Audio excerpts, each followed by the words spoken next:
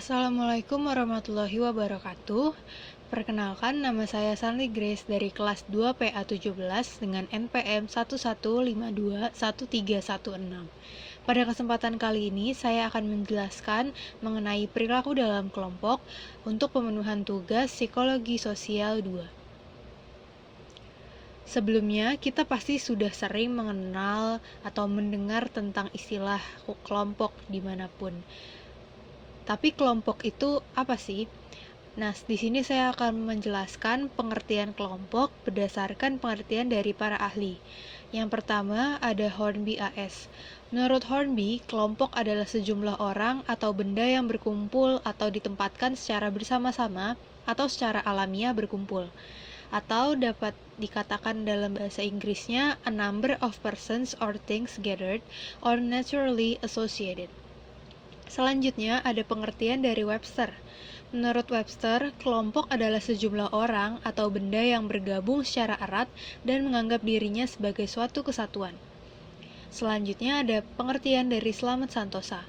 Menurut Slamet, kelompok adalah suatu unit yang terdapat beberapa individu yang mempunyai kemampuan untuk berbuat dengan kesatuannya dengan cara dan atas dasar kesatuan persepsi. Dari beberapa pengertian para ahli tentang kelompok, dapat disimpulkan bahwa kelompok merupakan kesatuan dari beberapa orang atau individu yang perbandingannya terletak pada dasar atau alasan mereka membentuk suatu kesatuan, di mana menurut Hornby atas dasar alamiah atau terjadi secara natural, menurut Webster atas dasar anggapan diri, dan menurut Slamet atas dasar menciptakan kesatuan persepsi. Selanjutnya ada penjelasan mengenai peran sosial. Tokoh yang pertama dari Suryono Sukanto. Menurut Suryono Sukanto, peran sosial merupakan tingkah laku individu yang mementaskan suatu kedudukan tertentu. Peran sosial juga ditentukan oleh status sosial. Apabila seseorang melakukan pekerjaannya, itu berarti mereka melakukan peran sosialnya. Dan peran sosial itu sifatnya juga lebih dinamis ketimbang status sosial. Peran sosial juga tidak jarang berbentuk konflik karena dalam kesehariannya individu memiliki berbagai peran yang harus dijalani. Selanjutnya ada tokoh Taufik Rohman.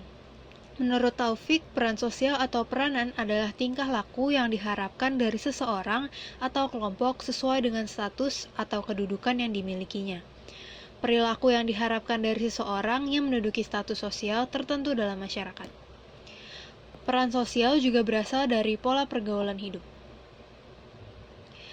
Dari kedua tokoh tersebut dapat disimpulkan bahwa peran sosial adalah suatu peran yang sangat penting dalam suatu masyarakat karena mengatur perilaku seseorang yang berada di dalam masyarakat berdasarkan norma yang berlaku di dalam masyarakat. Di dalam peran sosial juga ada perubahan dalam peran sosial. Tokoh yang pertama dari Selo Sumarjan. Menurut Selo Sumarjan, perubahan sosial adalah perubahan yang terjadi pada lembaga kemasyarakatan di dalam suatu masyarakat yang mempengaruhi sistem sosial. Antara perubahan sosial dan perubahan kebudayaan memiliki satu aspek yang sama, yaitu keduanya bersangkut paut dengan suatu penerimaan cara-cara baru atau suatu perbaikan cara masyarakat dalam memenuhi kebutuhan mereka. Selanjutnya dari Harper. Menurut Harper, perubahan sosial didefinisikan sebagai pergantian atau perubahan yang signifikan mengenai struktur sosial dalam kurun waktu tertentu. Nah, perubahan-perubahan ini mengandung beberapa tipe perubahan di dalam struktur sosial. Yang pertama itu perubahan dalam personal yang berhubungan dengan perubahan-perubahan peran dan individu-individu baru dalam sejarah kehidupan manusia yang berkaitan dengan keberadaan struktur. Seperti misalnya seorang perempuan. Perempuan itu dinilai memiliki peran penting atau kunci dalam rumah tangga. Tapi di zaman yang modern ini, di masyarakat modern ini sekarang perempuan juga dapat bergabung atau masuk ke dalam struktur di mana kebanyakan isinya didominasi oleh laki-laki. Yang kedua, perubahan dalam cara bagian-bagian struktur sosial berhubungan. Yang ketiga, perubahan dalam fungsi-fungsi struktur berkaitan dengan apa yang dilakukan masyarakat dan bagaimana masyarakat melakukannya. Yang keempat, perubahan dalam hubungan struktur yang berbeda. Lembaga pendidikan dalam masyarakat industri memiliki fungsi menyiapkan tenaga kerja untuk kepentingan industri. Jadi sekarang lembaga pendidikan atau sekolah lebih diarahkan untuk mempersiapkan siswa-siswanya untuk siap terjun ke dunia kerja nantinya. Yang kelima, kemunculan struktur baru untuk menggantikan struktur sebelumnya. Selanjutnya, ada pembahasan mengenai gender. Nah, gender ini seringkali disalahartikan atau seringkali menjadi kebingungan jika disandingkan dengan seks. Apakah pengertiannya sama atau tidak? Menurut John, gender itu berasal dari bahasa Inggris yang secara harfiah berarti jenis kelamin. Kosakata gender bagi masyarakat barat, khususnya Amerika, sudah digunakan di era tahun 1960-an sebagai bentuk perjuangan radikal, konservatif, sekuler maupun agama. Jadi, istilah gender ini digunakan untuk memperjuangkan istilah kesetaraan gender bagi perempuan di Amerika pada saat itu. Menurut Rian Nugroho, istilah gender pertama kali diperkenalkan oleh Robert Stoller untuk memisahkan pencirian manusia didasarkan pada pendefinisian yang bersifat sosial budaya dengan pendefinisian yang berasal dari ciri-ciri fisik biologis, di mana istilah gender itu lebih ditujukan pada peranan seseorang, peranan individu dalam sosial masyarakat, dalam sosial budaya.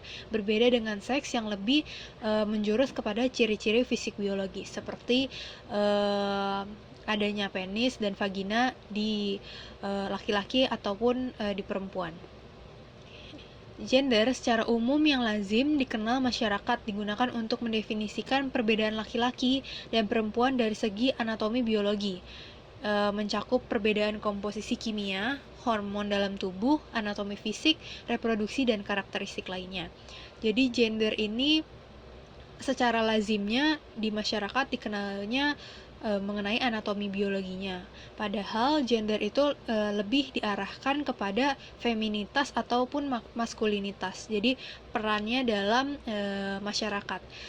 Istilah gender digunakan berbeda dengan seks. Gender digunakan untuk mengidentifikasi perbedaan laki-laki dan perempuan dari segi sosial budaya, sementara seks digunakan untuk mengidentifikasi perbedaan laki-laki dan perempuan dari segi anatomi biologisnya. Selanjutnya ada pembahasan mengenai kohesivitas. Kohesivitas, menurut Taylor, adalah daya tarik baik positif atau negatif yang menyebabkan anggota kelompok bertahan dalam kelompok tersebut. Hal ini tuh didukung dengan teori Ivancevich. Jadi kohesivitas itu merupakan sesuatu yang menyebabkan anggota itu dapat mau bertahan di dalam kelompok dan mencegah anggota kelompok untuk dapat tertarik keluar dari kelompoknya tersebut. Dan menurut Robbins, kohesivitas kelompok adalah sejauh mana anggotanya dapat merasa tertarik satu sama lain dan termotivasi untuk tetap berada di dalam kelompok tersebut. Ciri-ciri kohesivitas kelompok menurut Fatur Rahman. Yang pertama ada komitmen yang tinggi. Jadi sejauh mana anggota kelompok mau berkomitmen di dalam kelompoknya tersebut, mau berkomitmen untuk tetap selalu ada di dalam kelompoknya tersebut. Yang kedua, kerjasama yang baik antar anggota. Yang ketiga, mempunyai tujuan di dalam kelompok, yang mana apabila di dalam suatu kelompok, anggota kelompoknya mempunyai satu tujuan yang sama, itu akan meningkatkan kohesivitasnya. Dan yang terakhir, ketertarikan antar anggota. Jadi, antar anggota kelompok itu harus memiliki ketertarikan yang tinggi satu sama lainnya untuk menciptakan kohesivitas. Selanjutnya, menurut Berg dan Landreth, individu-individu anggota kelompok yang kohesif dapat menunjukkan perilaku sebagai berikut. Yang pertama, mereka dapat terlihat lebih produktif. Mereka juga tidak mudah kena pengaruh-pengaruh negatif dari luar karena mereka memiliki prinsip untuk tertarik selalu ada di dalam kelompoknya. Dan yang ketiga, mereka lebih terbuka terhadap pengaruh-pengaruh anggota lain. Yang keempat, mampu mengungkapkan hal-hal yang lebih pribadi. Dan yang kelima, lebih mampu mengekspresikan perasaan-perasaan negatif dan mengikuti norma-norma kelompok. Selanjutnya ada juga ciri kohesivitas kelompok menurut Hermione. Yang pertama, tingkat kepuasan semakin besar. Jadi semakin besar kepuasan anggota kelompok di dalam kelompoknya, maka semakin tinggi juga kohesivitas di dalam kelompok. Yang kedua, anggota merasa aman dan terlindungi. Yang ketiga, komunikasi yang efektif. Komunikasi yang efektif ini dapat terjalin karena anggota merasa aman dan terlindungi. Jadi mereka merasa lebih bebas dalam menjalankan komunikasi dengan sesama anggotanya. Mereka merasa dapat lebih terbuka untuk melakukan komunikasi, menjalin komunikasi bersama kelompoknya. Yang keempat, ada makin mudah terjadi konformitas. Dan yang kelima, pada norma kelompok dan makin tidak toleran terhadap devian. Selain itu, ada faktor-faktor yang memengaruhi kohesivitas kelompok menurut Lot and Lot. Yang pertama, faktornya ada kedekatan. Jadi semakin dekat anggota kelompok satu sama lain, kohesivitasnya juga dapat menjadi lebih tinggi. Yang kedua, ada frekuensi interaksi. Sejauh mana, sesering mana anggota kelompok saling berinteraksi satu sama lain. Semakin sering anggota kelompok berinteraksi satu sama lain akan semakin memperkuat relasi mereka, semakin memperkuat hubungan mereka dalam kelompoknya. Jadi kohesivitasnya juga dapat menjadi semakin tinggi dan semakin kuat. Yang ketiga, ada kesamaan. Kesamaan antar anggota kelompok ini juga menjadi peran yang penting dalam mempengaruhi kohesivitas, karena apabila anggota kelompoknya merasa mempunyai kesamaan, mereka merasa mempunyai kepemilikan dalam kelompok. Jadi mereka dapat merasa lebih nyaman, dapat merasa mereka merupakan satu kesatuan. Yang keempat, ada kelengkapan. Yang kelima, hubungan timbal balik. Dan yang keenam, saling memberikan penghargaan. Selain itu, ada juga faktor menurut Robert A. Barron dan Donnie Bryan. Yang pertama, status di dalam kelompok. Nah, status di dalam kelompok ini seringkali di dalam kelompok itu ada yang statusnya lebih rendah ataupun statusnya lebih tinggi.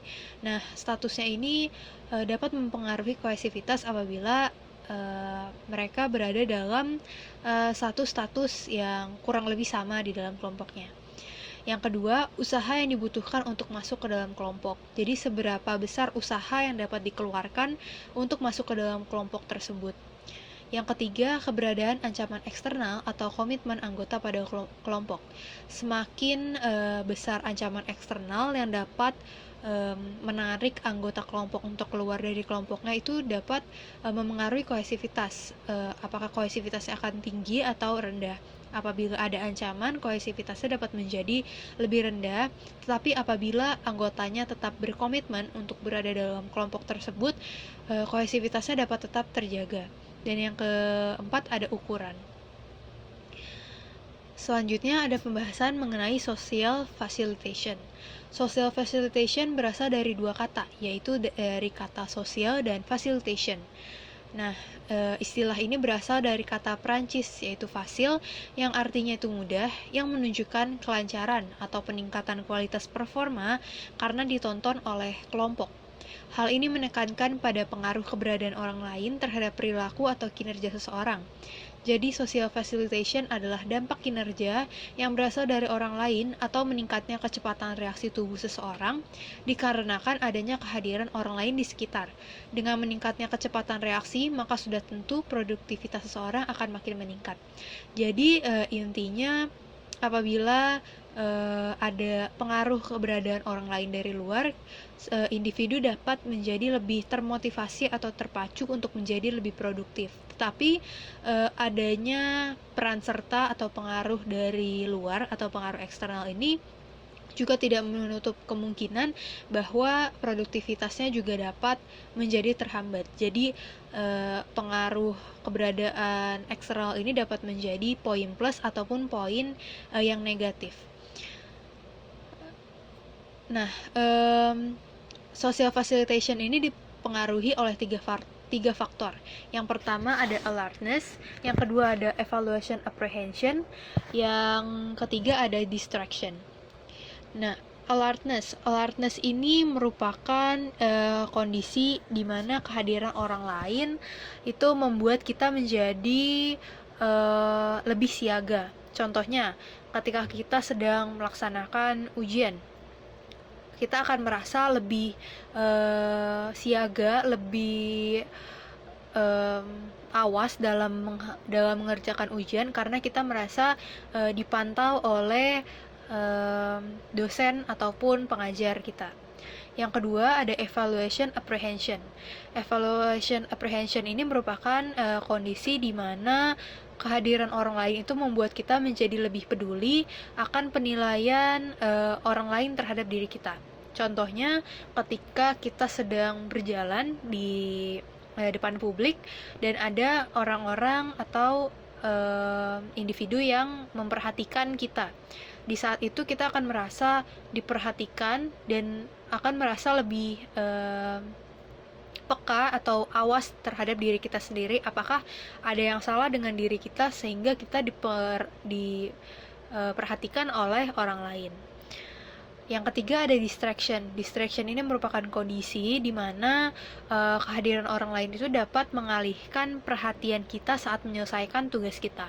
Contohnya, ketika kita sedang fokus mengerjakan suatu tugas, tiba-tiba ada seseorang atau ada kondisi di mana ada lagu kesukaan kita.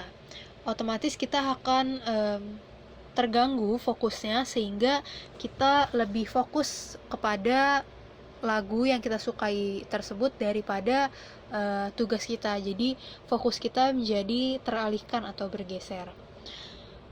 Selanjutnya contoh dari social facilitation, contohnya ada ketika kondisi di mana mahasiswa menjadi lebih terpacu untuk menyelesaikan tugasnya secara cepat karena teman di sekitarnya itu sudah selesai mengerjakan tugasnya. Jadi mahasiswa ini tidak mau ketinggalan oleh teman-temannya tersebut. Jadi mahasiswa tersebut menjadi lebih termotivasi atau terpacu lagi untuk dapat menyelesaikan tugasnya secara cepat gitu. Mahasiswa tersebut juga ingin menunjukkan kemampuannya kalau dia juga bisa mengerjakan tugas dengan cepat seperti teman-temannya yang lain.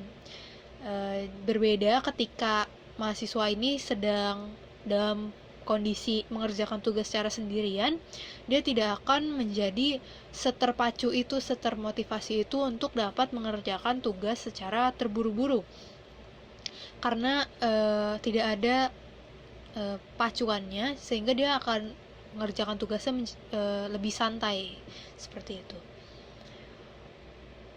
Sekian pembahasan mengenai perilaku dalam kelompok. Kurang lebihnya mohon maaf. Terima kasih. Wassalamualaikum warahmatullahi wabarakatuh.